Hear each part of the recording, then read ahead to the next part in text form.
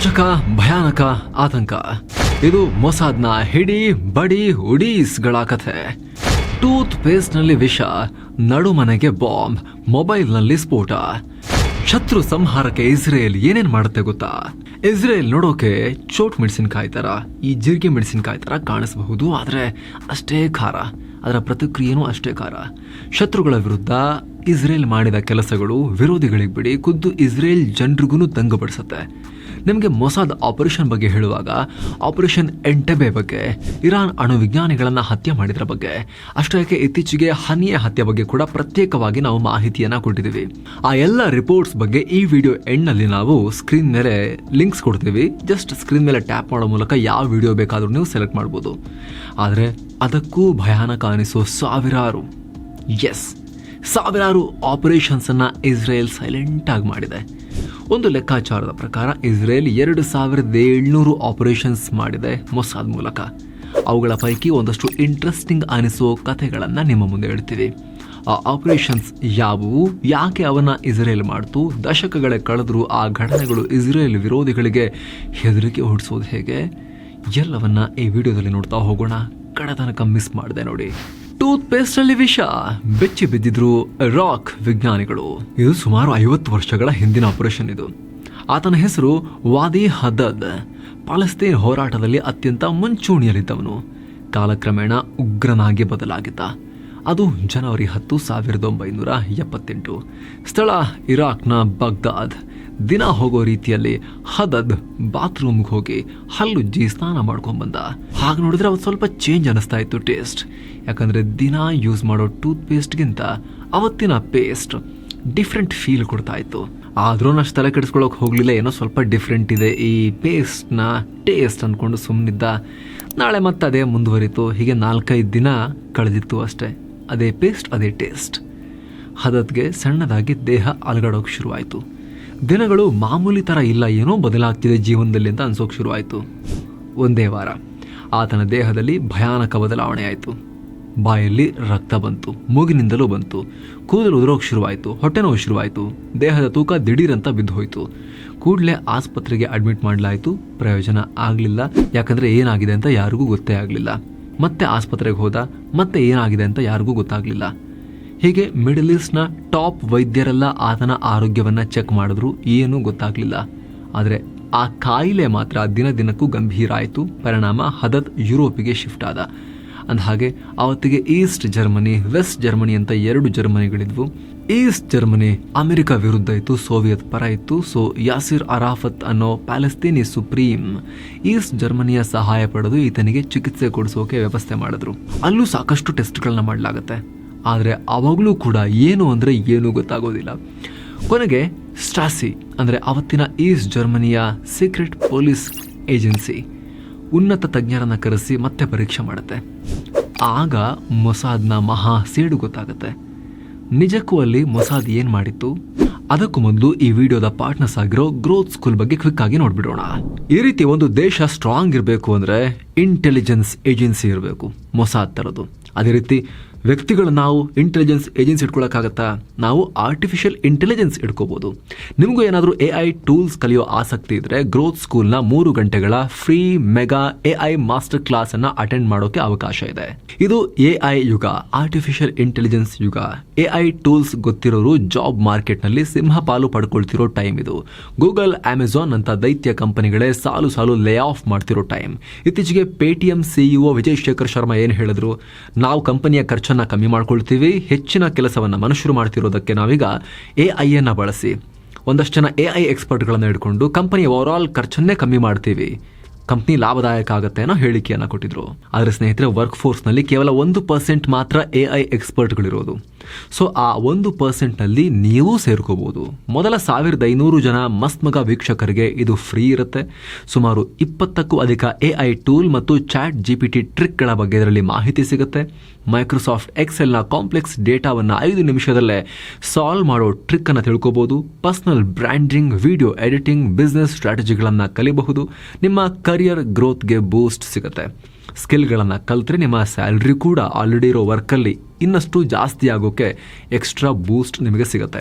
ನೀವು technology, sales, marketing, HR operation ಸೇರಿ ಯಾವುದೇ ಕ್ಷೇತ್ರದಲ್ಲಿ ಇದ್ರೂ ಕೂಡ ನಿಮಗೆ ಹೆಲ್ಪ್ ಆಗಬಹುದು.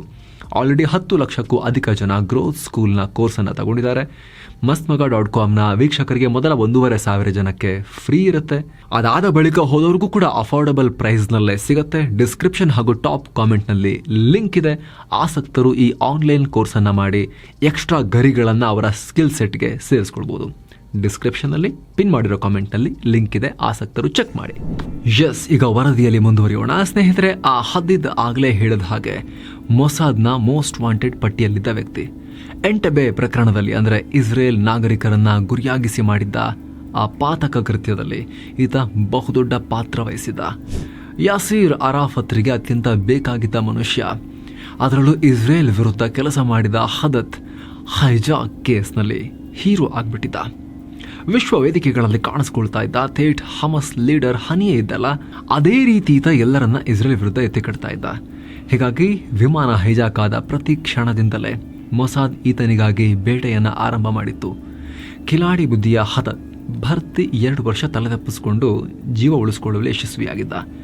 ಆದರೆ ಆತನ ಹಣೆ ಬರಹ ನೋಡಿ, ಅವನ ಕೊನೆ ದಿನಗಳ ಆರಂಭಕ್ಕೆ ಮೊಸಾದ್ ನಾಂದಿ ಹಾಡಿ ಆಗಿತ್ತು. ಇರಾಕ್ನ ಕೋಟೆ ಒಳಗೆ ಭದ್ರವಾಗಿ ಕೂತಿದ್ದ ಆತನ ನೆಲೆಯನ್ನ ಮೊಸಾದ್ ಅಂತಿಮವಾಗಿ ಪತ್ತೆ ಹಚ್ಚಿತು. ಕೂಡಲೇ ಏಜೆಂಟನ್ನು ನಿಯೋಜನೆ ಮಾಡಿತು. ಆತನ ಎಲ್ಲ ಚಲನವಲನಗಳನ್ನು ಆ ಏಜೆಂಟ್ ಗಮನಿಸಿದ್ದ. ಆತನ ಮನೆಗೆ ಎಲ್ಲಿಂದ ಏನು ಬರ್ತಿದೆ ಎಲ್ಲ ಪಟ್ಟಿ ಮಾಡಿತು ಮೊಸಾದ್. ಕೊನೆಗೆ ಮೊಸಾದ್ ಕಣ್ಣಿಗೆ ಬಿದ್ದಿದ್ದು ಆತ ಬಳಸ್ತಾ ಇದ್ದ ಪೇಸ್ಟ್.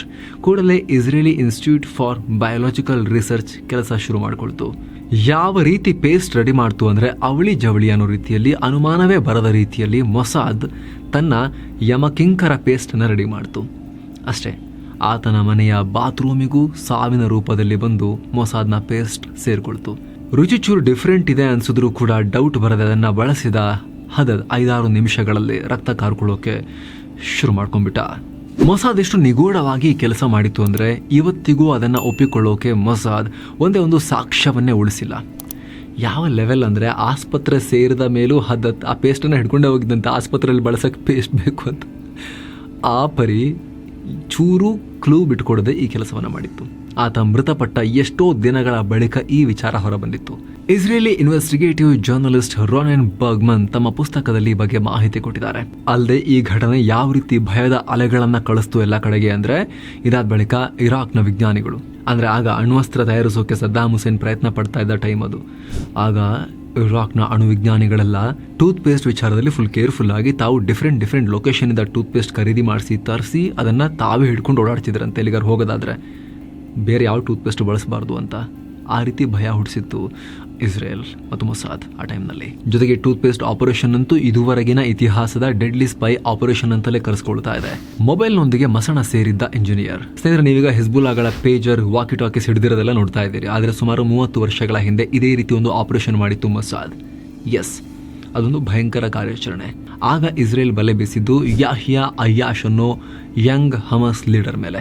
ಆತ ಇಸ್ರೇಲ್ ದಾಳಿಗೆ ಗುರಿಯಾದಾಗ ಕೇವಲ 29 ವರ್ಷ ವಯಸ್ಸಿನ ಯುವಕ. ಆದರೆ ಇಸ್ರೇಲ್ ಅನ್ನ ಕಾಡಬಾರದ ರೀತಿಯಲ್ಲಿ ಕಾಡ್ಬಿಟ್ಟಿದ್ದ. 1 ಅಲ್ಲ 2 ಅಲ್ಲ 90 ಇಸ್ರೇಲಿಗರನ್ನ ಈತ ಮುಗಿಸಿದ್ದ. ಅದರಲ್ಲಿ ಹೆಚ್ಚಿನವರು ನಾಗರಿಕರೇ ಆಗಿದ್ರು. ಮುಂದೆ ಹಮಸ್ಗಳ ಪಾಲಿಗೆ ದೊಡ್ಡ ನಾಯಕನಾಗಿ ಬೆಳೆಯಬಹುದಾಗಿದ್ದ, ವೇಗವಾಗಿ ಬೆಳೀತಾ ಇದ್ದ ಯಂಗ್ ಬಂಡೂಕೋರ ಕಮಾಂಡರ್ ಆಗಿದ್ದ. ಈತ ಎಷ್ಟು ಪಾಪ್ಯುಲರ್ ಅಂತ ಹೇಳಿದ್ರೆ, ಸ್ಫೋಟಕ ತಯಾರಿಸ್ತಾ ಇದ್ದ ಈತನನ್ನ ಇಂಜಿನಿಯರ್ ಅಂತಲೇ ಕರಿತಾ ಇದ್ರು. ಈತ ಎಲ್ಲೂ ತನ್ನ ಗುರುತನ್ನು ತೋರಿಸ್ತಾನೆ ಇರಲಿಲ್ಲ, ಮೊಬೈಲ್ ಕೂಡ ಯೂಸ್ ಮಾಡ್ತಿರ್ಲಿಲ್ಲ. ಆದರೆ ಇಸ್ರೇಲ್ ಅಷ್ಟೊತ್ತಿಗೆ ಆತನ ಹಣೆ ಬರಹವನ್ನು ಬರೆದಾಗಿತ್ತು. ಪಕ್ಕಾ ಪ್ಲಾನ್ ಮಾಡಿದ್ದ ಶಿನ್ಬೆಟ್, ಅಂದ್ರೆ ಇಸ್ರೇಲ್ನ ಆಂತರಿಕ ಗುಪ್ತಚರ ಸಂಸ್ಥೆ ಇದು. ಎಸ್, ಮೊಸಾದ್ ಬಾಹ್ಯ ಗುಪ್ತಚರ ಕೆಲಸವನ್ನು ನೋಡಿದ್ರೆ ಶಿನ್ಬೆಟ್ ಆಂತರಿಕ ನೋಡ್ಕೊಳ್ಳುತ್ತೆ. ಇದು 1996 ಜನವರಿ 5ನೇ ತಾರೀಕು ಅದನ್ನ ಮುಗಿಸ್ಬಿಡ್ತು. ಅಂದ ಹಾಗೆ ಈ ಯಾಹಿಯಾ ಅಯ್ಯಾಶ್ ಪದೇ ಪದೇ ಗಾಜಾಗೆ ಬಂದು ತಮ್ಮ ಸಂಬಂಧಿಕರ ಮನೆಯಲ್ಲಿ ಉಳ್ಕೊಳ್ತಿದ್ದ ರಹಸ್ಯವಾಗಿ. ಇದನ್ನ ಗುರುತಿಸಿ ಶಿನ್ಬೆಟ್ ಬೆನ್ನು ಬಿದ್ದಿತ್ತು. ಆತನ ಮಿತ್ರ ಕಲೀಂ ಅಹಮದ್ನೊಂದಿಗೆ ಸಂಪರ್ಕ ಸಾಧಿಸ್ತು. ಆತನ ಕೈಗೆ ಮೊಬೈಲ್ ಕೊಡ್ತು. ಅದರಲ್ಲಿ ಸ್ಫೋಟಕ ಇದೆ ಅಂತಲೇ ಹೇಳಿರಲಿಲ್ಲ, ಅದನ್ನೆಲ್ಲ ರಹಸ್ಯವಾಗಿ ಮಾಡಿತ್ತು. ಕೂಡಲೇ ಇಸ್ರೇಲ್ನಿಂದ ಫೋನ್ ಬಂತು. ಈ ಕಡೆಯಿಂದ ಯಾಹಿಯಾ ಅಯ್ಯಾಶ್ ಅಪ್ಪ ಮಾತನಾಡ್ತಿದ್ದಾರೆ, ಮಗನ ಕೈಗೆ ಫೋನ್ ಕೊಡುವಂತ ಅಲ್ಲಿನ ಅಧಿಕಾರಿಗಳು ಹೇಳಿದ್ರು. ಕೂಡಲೇ ಯಾಹಿಯಾ ಕೈಗೆ ಮೊಬೈಲ್ ಹೋಯಿತು. ಧ್ವನಿ ಆತನದ್ದೇನಾ ಅಂತ ಇಸ್ರೇಲ್ ಕನ್ಫರ್ಮ್ ಮಾಡ್ಕೊಳ್ತು. ಅಷ್ಟೇ, ಈ ಮೊಬೈಲ್ನಲ್ಲಿದ್ದ 15 ಗ್ರಾಂ ಸ್ಫೋಟಕ ರಿಮೋಟ್ ಮೂಲಕ ಡಮ್ ಅಂತು. ಮೊಬೈಲು ಡಮ್, ಯಾಹಿಯಾ ಅಯ್ಯಾಶ್ ಕೂಡ ಫಿನಿಶ್ಡ್. ನಡು ಮನೆಗೆ ನುಗ್ಗೆ ಹೊಡೆದಿತ್ತು UAV. ಇದು ಇತ್ತೀಚೆಗೆ ಮೊಸಾದ್ ಮಾಡಿದ ಭಯಂಕರ ಆಪರೇಷನ್. ಸಾಮಾನ್ಯ ಅಲ್ಲ ಇದು. ಲೆಬನಾನ್ ಮತ್ತು ಇಸ್ರೇಲ್ ನಡುವೆ ಸಂಘರ್ಷ ಹೆಚ್ಚಾಗೋಕೆ ಈ ಹತ್ಯೆನೇ ದೊಡ್ಡ ಕಾರಣ. ಫೌದ್ ಶುಕರ್ ಅಂತ ಈತನ ಹೆಸರು. ಇಸ್ರೇಲ್ನ ಮೋಸ್ಟ್ ವಾಂಟೆಡ್ ಗುಂಪಿಗೆ ಸೇರಿದ್ದವನು. ಹಾಗೆ ನೋಡಿದ್ರೆ ಮೊದಲಿಂದಲೂ ಈತನನ್ನು ನುಂಗೋಕೆ ಇಸ್ರೇಲ್ ಬಾಯಿ ಕಳ್ಕೊಂಡು ಮೊಸಾದನ್ನು ಚೂಬಿಟ್ಟು ಕಾಯ್ತಾ ಇತ್ತು.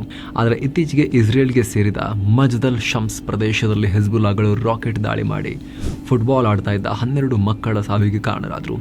ಅದಕ್ಕೆ ರೂಪ ಕೊಟ್ಟು ಮಾಸ್ಟರ್ ಮೈಂಡ್ ಆಗಿ ಕೆಲಸ ಮಾಡಿದ್ದು ಇದೆ ಕಮಾಂಡರ್. ಇದರ ಬೆನ್ನಲ್ಲೇ ಈತನಿಗೆ ಮುಹೂರ್ತ ಇಟ್ಟಿತ್ತು ಮೊಸಾದ್. ಹಾಗಂತ ಇದು ಸುಲಭಕ್ಕೆ ಸಿಗೋ ಮೀನಾಗಿರಲಿಲ್ಲ.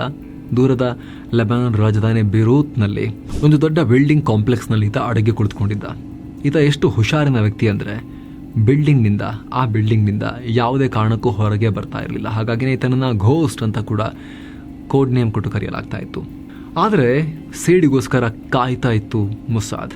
ಜುಲೈ 30, 2024, ಕೆಲ ತಿಂಗಳುಗಳ ಮುಂಚೆ ಅಷ್ಟೇ, ಸಂಜೆ 7 ಗಂಟೆ ಮನೆಯೊಳಗೆ 3ನೇ ಫ್ಲೋರ್ನಲ್ಲಿದ್ದ ಫೌದ್ ಶುಕರ್ಗೆ ಒಂದು ಕಾಲ್ ಬಂತು. ನಾನು 5ನೇ ಫ್ಲೋರ್ನಲ್ಲಿದ್ದೀನಿ, ಸ್ವಲ್ಪ ಮೇಲೆ ಬರಬಹುದಾ ಅನ್ನೋ ಒಂದು ಸಂದೇಶ ಬಂತು. ಅಷ್ಟೇ ಆಕಾಶದಲ್ಲಿದ್ದ ಇಸ್ರೇಲ್ನ UAV ಮಿಂಚಿನ ವೇಗದಲ್ಲಿ ಬಂದು ಆತನಿಗೆ ಅಪ್ಪಳಿಸ್ತು. ಆತ ಮತ್ತವನ ಹೆಂಡತಿ ಜೊತೆಗೆ ಒಂದು 4-5 ಜನ ಅಲ್ಲಿ ಪ್ರಾಣ ಕಳ್ಕೊಂಡ್ರು. ಸುಮಾರು 70 ಮಂದಿ ಈ ಕಾರ್ಯಾಚರಣೆಯಲ್ಲಿ ಭಾಗಿಯಾಗಿದ್ರು. ಅಮೆರಿಕಗೂ ಬೇಕಾಗಿದ್ದ ಈ ಕಮಾಂಡರ್ ನೋಡ್ತಿದ್ದಂತೆ ಪ್ರಾಣ ಬಿಟ್ಟಿದ್ದ. ಹಾಗಂತ ಇಷ್ಟೇ ಅಲ್ಲ, ಇನ್ನೂ ಸಾಕಷ್ಟು ಇಂತಹ ಇಸ್ರೇಲ್ನ, ಮೊಸಾದ್ನ ಮತ್ತು ಶಿನ್ಬೆಟ್ನ ಭಯಾನಕ ಸ್ಪೈ ಆಪರೇಷನ್ಸ್ ಇವೆ. ಅದು ಪಾರ್ಟ್ 2ನಲ್ಲಿ ಬರ್ತಾ ಇದೆ. ಅದು ಪಬ್ಲಿಷ್ ಆದಾಗ ಇಲ್ಲಿ ಬಂದಿರುತ್ತೆ. ಟ್ಯಾಪ್ ಮಾಡೋ ಮೂಲಕ ನೀವು ಈ ವರದಿಯನ್ನು ಕೂಡ ನೋಡ್ಬೋದು. ಇಸ್ರೇಲ್ನ ಆರಂಭದಲ್ಲಿ ಹೇಳಿದ್ವಲ್ಲ, ಇನ್ನೂ ಒಂದಷ್ಟು ಆಪರೇಷನ್ಸ್ ಬಗ್ಗೆ ನಾವು ಸಪ್ರೇಟ್ ವರದಿಯನ್ನು ಮಾಡಿದ್ದೀವಿ ಅಂತ, ಅದೆಲ್ಲ ಇಲ್ಲಿದೆ ನೋಡಿ, ನೀವು ಚೆಕ್ ಮಾಡಬಹುದು. Thank you so much. ಮತ್ತೆ ಭೇಟಿ ಆಗ್ತಿರೋಣ. ನಮಸ್ತೆ.